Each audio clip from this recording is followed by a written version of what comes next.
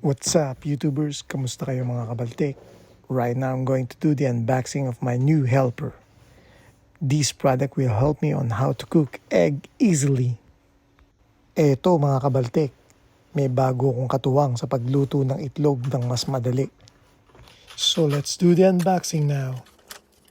Tara, simulan na natin buksan to't ilantad ang aking bagong katuwang. And I like the size of this. Look, so small and cute. Okay, so we have the measuring cup.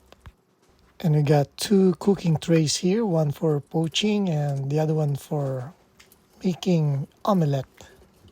So may kasamang dalawang tray mga kabaltik. Isang pang scramble, yan o. Tapos isa pang ano naman, parang pang sunny side up style. But for now, I'm gonna cook hard-boiled eggs. Alright, so right now we need to put some water on the heating plate. And you go with a certain amount of it. Then, put back the boiling tray.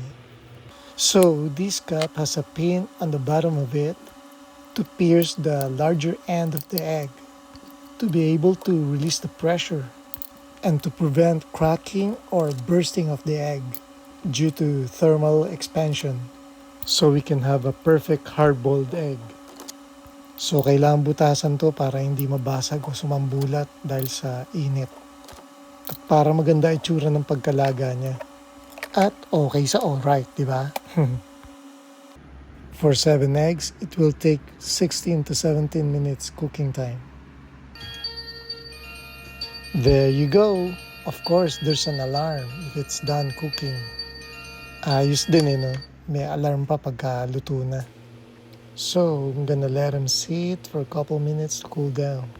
Palamigin muna bago balatan. Alright, so this is it. Let's peel them off. Talupan na natin to mga kabaltik. Next time, I'ma try to make a videos on how to make an omelette and a poached egg by using this egg cooker.